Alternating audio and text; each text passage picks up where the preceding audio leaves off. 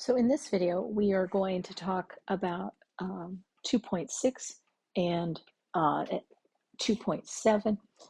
First, let's talk about circles. Remember, a circle is a set of all points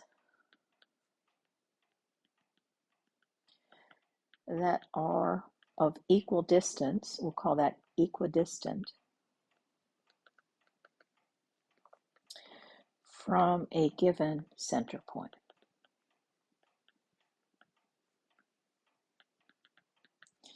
The equation can be written as r equals the square root of x minus h squared plus y minus k squared.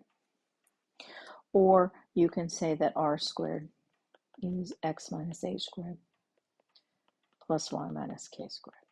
Either of those is acceptable. Okay. The radius is the distance from the center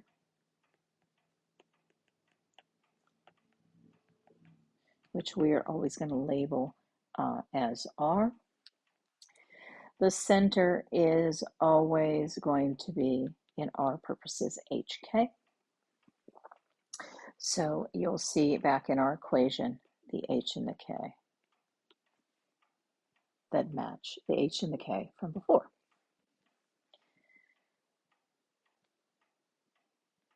So let's look at some examples.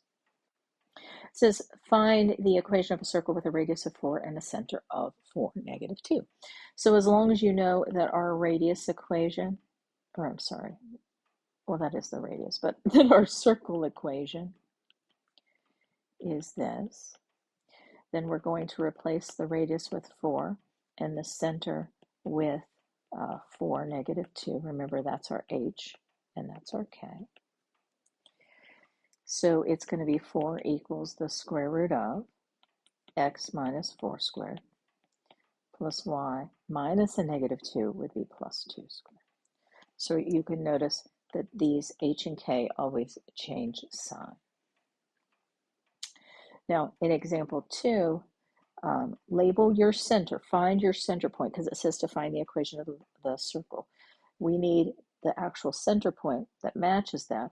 So that is the point 0, 2.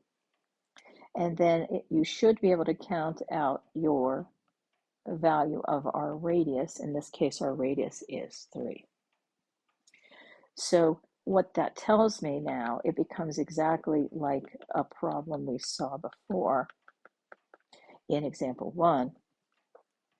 We're going to replace our r with 3 and our hk with 0, 2.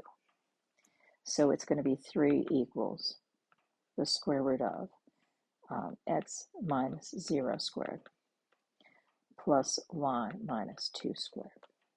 Now, sometimes you will see that rewritten a little nicer. To get rid of the square root, we know we can square both sides.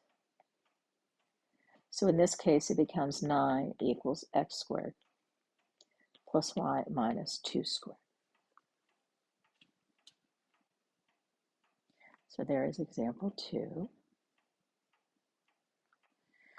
Example 3, we have given an equation. How do you graph it?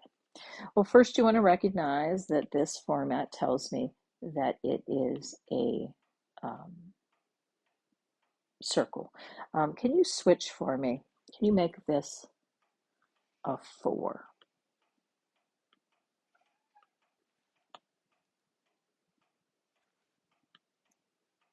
Make that a 4 for me. Okay. So if we pull out the information from the graph, from the equation, we know that the radius is 4. This is our h, the opposite of what we see there. This is the k, the opposite of what we see there. So we know that we have a radius of 4 and a center at the point 1, negative 1. So remember, that always changes the sign from what you see there. To graph it, then, it becomes very easy. You're just going to go to the point 1, negative 1. I would count 4 up, 4 down, 4 to the left, 4 to the right, to get a good sense of where the points are. Now, if you're working on paper, you can't do anything about it. But if you're working in something like Notability, it will kind of draw that circle for you. So there you go. There is how we graph it given the equation. And then finally here, if you have 2 points, and we know that the center, our HK, is at 1, 1, and some random point, we'll call that, we'll call it XY, is negative 5, 2, find the equation of the circle. Well, the only thing they didn't give us was the radius, but now remember the radius is the square root of x minus h squared plus y minus k squared. We need the distance between a center and the outside point. So you just apply the distance formula for this particular information. So it's going to be negative 5 minus 1 squared plus 2 minus 1 squared. That will be negative 6 squared, or 36. 1 squared, which is 1, or the square root of 37. So the radius is the square root of 37. Our HK is 1, 1. So now we plop it into the equation.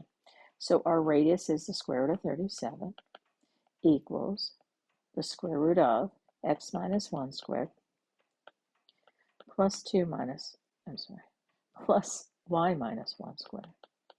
And that's the equation. Now, since both sides have a square root, you might like seeing it as 37 is x minus 1 squared plus y minus 1 squared. That's a good way to do it. If you see it without the square root, remember the radius is going to be the square root of this value, and then the h and the k, your center is the opposite of the points that you see there. So that is everything you need to know about circles. Please give these problems under here, there's just 6 of them, a try, and then you'll turn those in after you've tried those.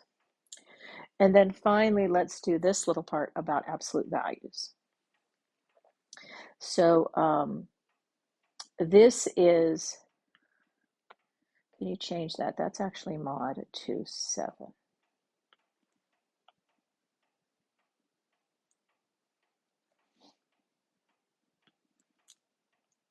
Okay, so an absolute value is the distance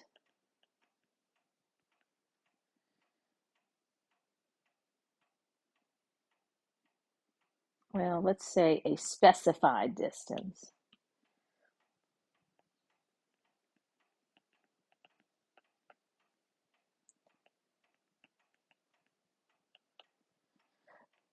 from a given location regardless of sign or direction. So that's kind of more of the formal definition for the absolute value. A specified distance from a given location regardless of sign or direction.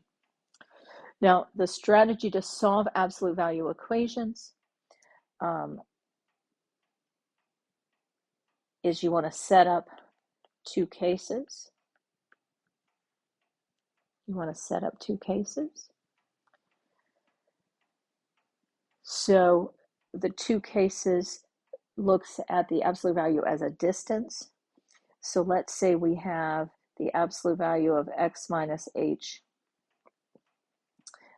equals c. Well, let's make it, yeah, well, they use c in the notes. So that means that we are comparing x and h and looking at that tolerance or that difference between them as a distance c. And the distance or the difference between them can be a positive or negative. We don't care about that. So to set up our 2 cases, we're going to drop everything away and solve that as case 1. And case 2 is we need to look at, well, what if it is the opposite of that or the negative version of that? And so what if the distance or the difference between them was negative? And so that's why you end up getting 2 cases. So if we look at our first examples, this says the difference between x and 2 is 8. So our cases would be when x minus 2 equals 8 or x minus 2 equals negative 8. And then you would just solve each thing independently. Now you'll notice for both things, you're just going to add 2 to both sides. So in this one, we would get 10. In this one, we would get negative 6. Think about on the number line, if we started at 8 and we wanted to be 2 away, 10's okay. I'm sorry, let's start again. If we are at 2 and we were allowed to be 8 away, there we go, I'm sorry, that makes more sense. If we started at 2, because x, we are comparing x with 2. If we start at 2, we can be 8 above it, which is at 10, or we can be 8 below it, which is at negative 6. So that's why it works the way that works. Now, if you see a case like number 2, it says that the absolute value or the difference between them, the distance between them, is a negative number. That is not going to work. The distance will not be a negative number. The absolute value is not a negative number. It is a specified distance regardless of the sign or direction. So we don't want to use a negative. It's always equal to a positive. So then, given that, you have a few to try yourself. So that's a little bit about circles and absolute values.